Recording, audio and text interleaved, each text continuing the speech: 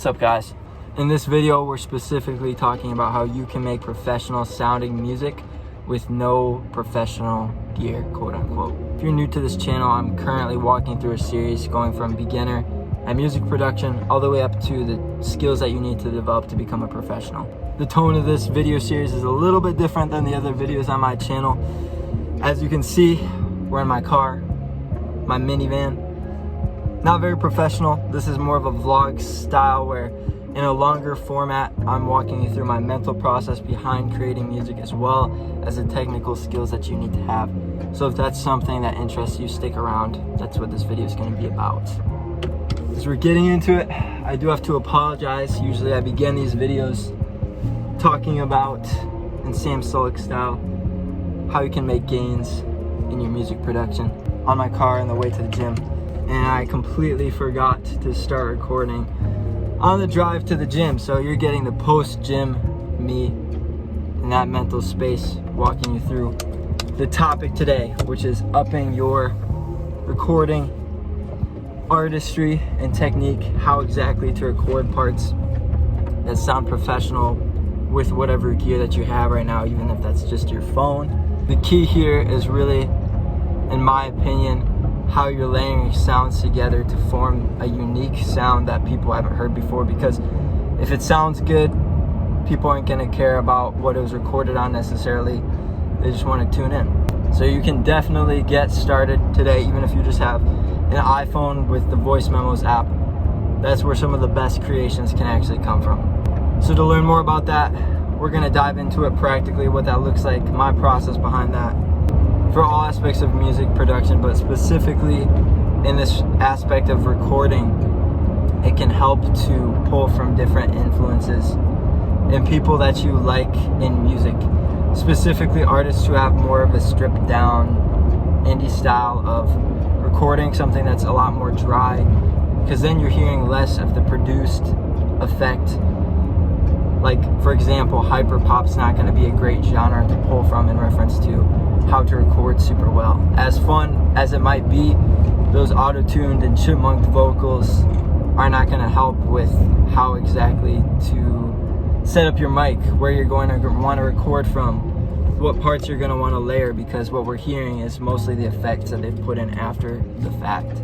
So I recommend artists that have a much more stripped back tone of their music.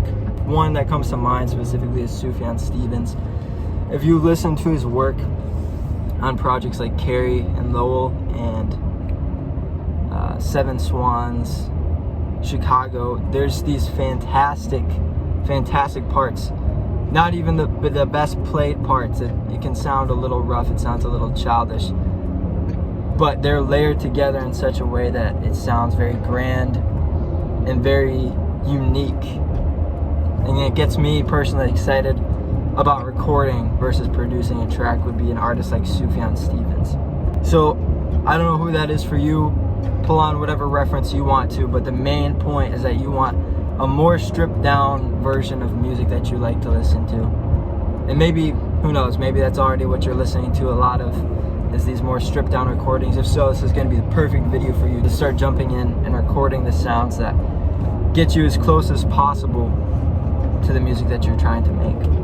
Even if being a stripped down indie artist isn't exactly your final goal, I still encourage you to watch all the way through this video, as the tools and techniques that I'm going to show you will help you regardless of what genre you're trying to produce.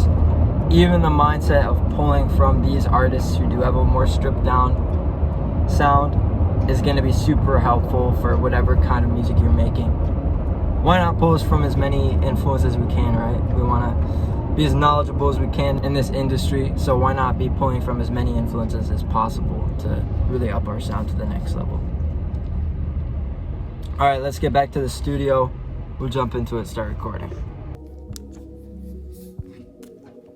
We are back from gym, feeling fresh, ready to start recording, showing you guys some of the techniques that I use to make my recordings actually sound really good. And it's really a combination of a lot of different things. I wish it was as easy as one secret key or just a few keys, but it's really a culmination of layering, mixing, other things added into that. But we're going to get into it. I'm basically going to just do my process, creating a song from scratch, and do my best to remember to talk during it, because I know I forget to do that so much of the time.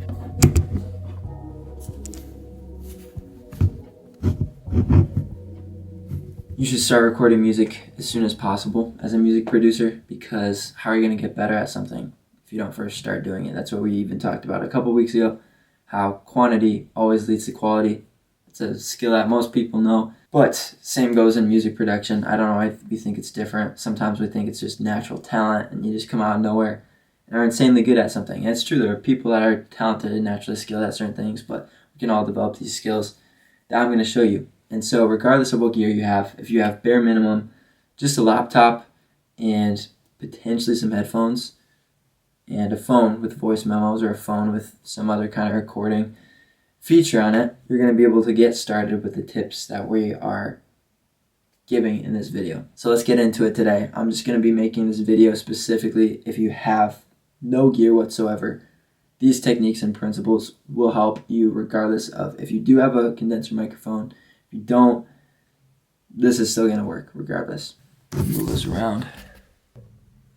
I'm just going to tell you the techniques before we even start practicing them practically. And the first technique is layering. If you've seen me make music before, I do so much layering. I love the abilities of it.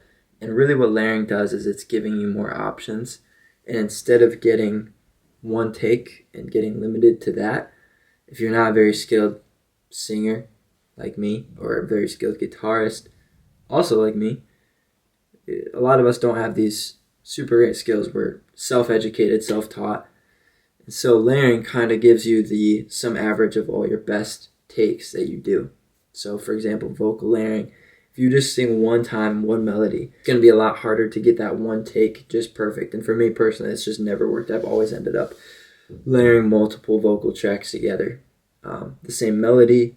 I even layer my harmonies sometimes. So that's the first technique, is you want to layer everything. Don't limit yourself to one take. Don't just listen to it once and say, that was bad, I'm not going to use that. At least layer a couple times before you decide if you want to use something or not. I gotta move back to the studio. It's just weirding me out sitting on my, Tip number 2 is learning to harmonize with yourself and learning how to come up with basically a vocal counter melody. It's kind of what a harmony can be, something that sounds good alongside your voice. But the main idea is you're just coming up with another melody that kind of follows your main melody, and this will make it sound thicker. It's gonna sound really pretty, honestly. Once you start getting into this layering thing, you're gonna enjoy it a bunch, because it just sounds like this is one of the best parts. As a music producer, you already know, like if you've started making music, this is the most fun part, and it's no different with recording. And my final tip as we're going into this is, like everything else that we've been talking about, you want to treat this as an art form, because it is an art form. So regardless of what vocal ability you have, regardless of what ability you have on the instrument that you're trying to record, you need to remember that this is an expression first and foremost. You're expressing an idea, a concept artistically in a way that nobody else can, because nobody else is created like you. And so as you are expressing that, you don't want to lose sight of the fact that this is your artistic interpretation. And so if somebody else says, oh, this is bad, they're usually saying that it's bad because it doesn't sound like the thing that they want it to. But if you meant it to sound that way and it sounds good to you, then it is good. So that's my encouragement too, because I know for us, if you're a music producer specifically, for some reason there's this weird thing about music producers also singing or using their voice. That was me, honestly, for a long time. I just want to encourage you, like, step outside the box, learn to use your voice creatively. It's super fun, super rewarding, and honestly, just why not? It's just another skill that you can add into your skill set of musicality. So highly recommend singing if you don't, and learning instruments. Even when you're bad recording with those instruments, you're gonna have a blast at the very least. So just jump in. All right, let's get into making this recording. Let's create a new empty project in Logic. And let's just create a software instrument. We're not going to use it, but I just want to be able to edit this track. And the first thing that we're going to adjust is the tempo. So turn it up. Listen to the metronome, see where we're sitting at. Alright, so the only thing that we're going to be using Logic for right now is just the metronome. This is going to be one of the most important steps, so don't slack on this. Set your tempo in Logic. We'll do about 130. Why not? And now what you're going to do is you're going to grab your AirPods, earbuds, whatever you need. Plug them into your ears. And get your phone. Flip some voice memos. Grab your instrument of choice. I really just put my phone down wherever. It's going to sound like a voice memo. Let's be real. It's not going to be like, there's no crazy technique. Again, it's in the other concepts that we talked about before. We're using this as an art form. We're layering, artistic expression. This is my own self-expression. And again, I don't play guitar like crazy good by any means, but I'm just going to use the skills I do have to come up with something cool. So we'll figure that out right now.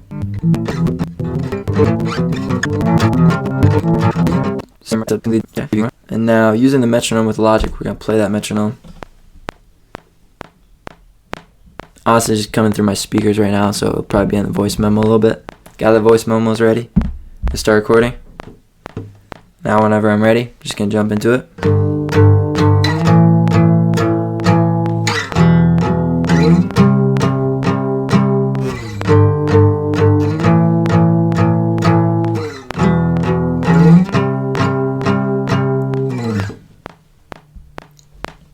Sound good? Let's record it one more time. I just paused the voice memo. Let's do one more.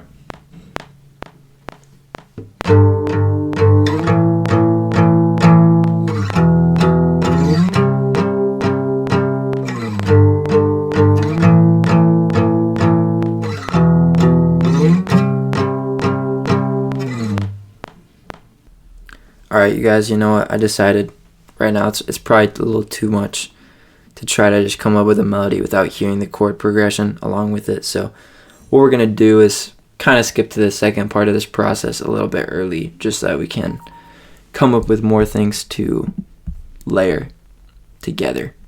So I apologize, that's an oversight on my part for sure. But I'm just going to drag in this voice memo into the project, and we already know that it's synced to the tempo because we have it. So all we got to do is we find the little beginning portion of it, line it up with the first bar here. Alright, that's pretty good, pretty lined up, and it should be on tempo.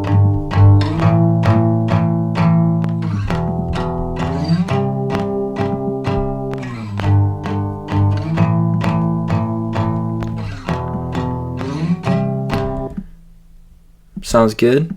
Let's just mumble a little idea behind that. So literally just gonna, again, if you have earbuds or something in, I don't, so there's gonna be some bleed, but just gonna press play. Gonna record on the voice memos. And oh, you, and I'll wait on you. Don't let me easy, don't let me, and I'll wait for you, and I'll wait for you.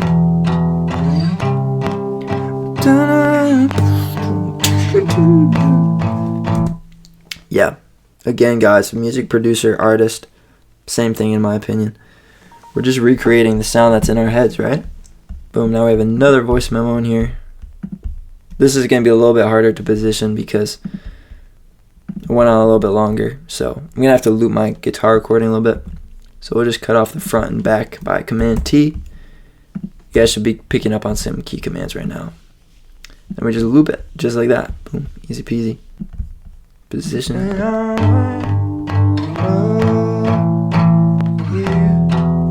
Yeah, it's pretty good.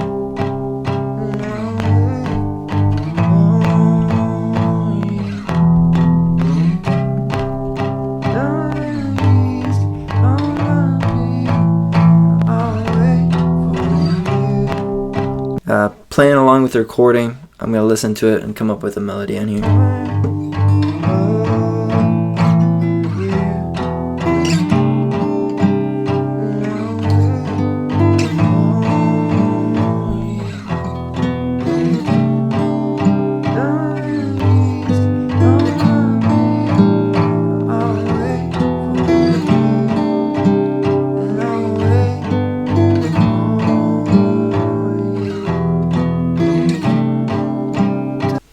It's cool. Again, guys, a big part of layering is we're following the flow of our intuition. I do recommend with melodies that you come up with a couple different layers. Like if it's your voice, sing it a couple times for sure. If you're recording a chord progression, record it a couple different times. I'll show you why in a second, you'll see. But you'll definitely want to do this step, so don't neglect recording multiple takes. Let me record some ooh melodies with my voice, and then we'll drag everything in, start arranging.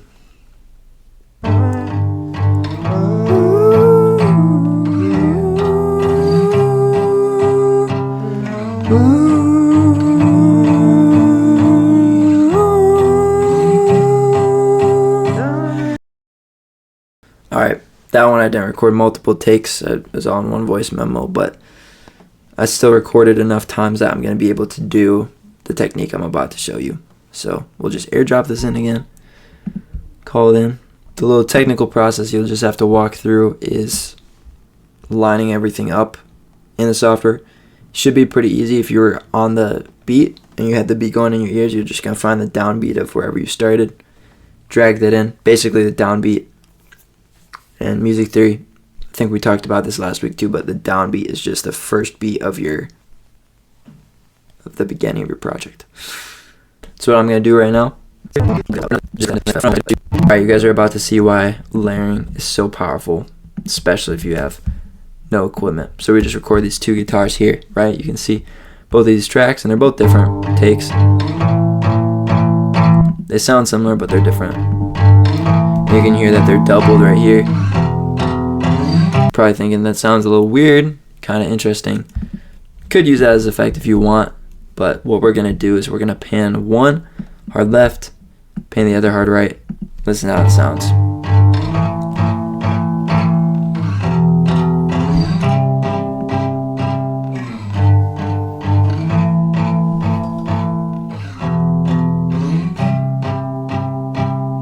Crazy. Sounds good. So really this technique of layering, panning things hard left and right, it's got a certain technique to it. I forget what the recording technique is called, if I'm totally honest with you. But basically it's a way that we can thicken our sound and give this crazy stereo perceived thing where you're having two of my guitar lines hitting you on the left and right sides. And it's sounding sweet. And now since this one was a longer, I recorded it entire extra measure, a little bit longer. We're just going to double that. And now we're going to be able to do that same doubling effect that I showed you guys earlier. Let me redo that step that I just did, just so that there's no confusion. Undo, undo, undo. Command Z, best friend right there. Duplicate that out, right? Hold down Option, create another track, drag this bad boy over. Boom, it's like we've got an entire different take down here now.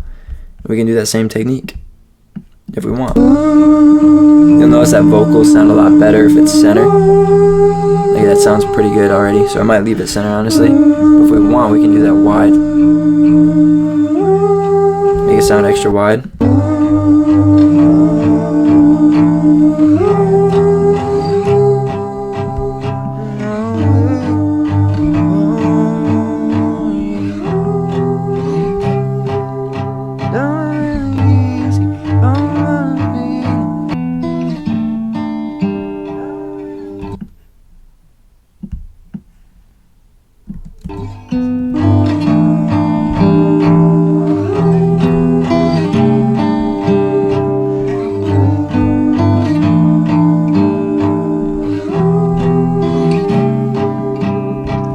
Alright, we've got this guitar little idea in the track now. And you can hear that I didn't really double it.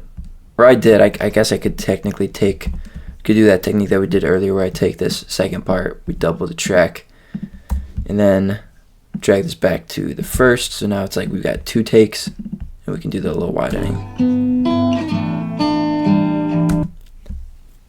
Well, that's not really how I'm envisioning this fitting into the mix. So we're not going to do that. We're going to leave it as just one track, and we're just going to do a parcel pan on this one. So now if you're thinking about like organizing a room, for example, look at what we've just done here. We've put our two guitars, two beefy chord guitars, on the left and right corners of the room. We've taken this guitar and kind of tastefully just pushed it towards the right side, so it's sent over there. And then we have our two vocals, which are right in the dead center of our room. And so by panning things in this artistic way, we kind of come up with some voice memos that are sounding kind of rough into kind of a beautiful, lush sound that we have.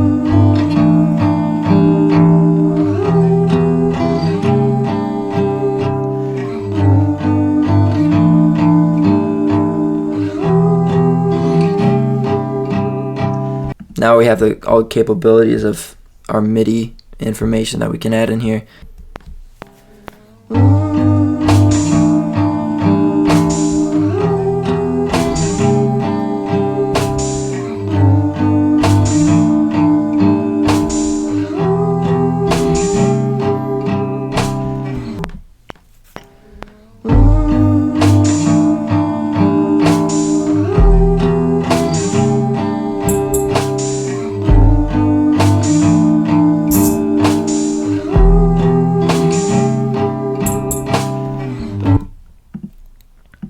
There's a little drum part.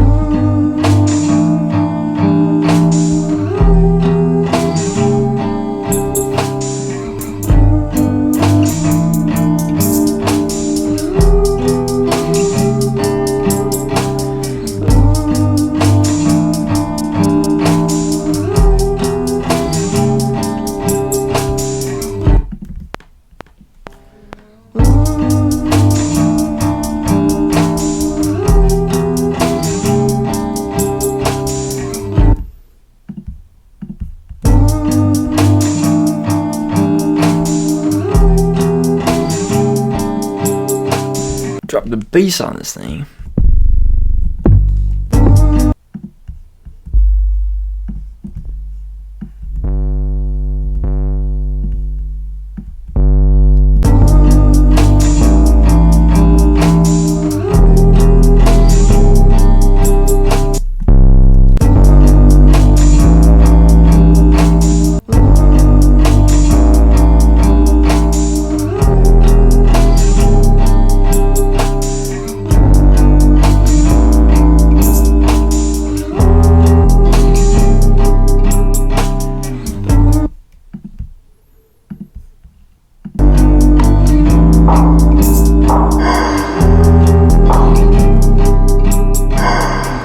That's kind of cool.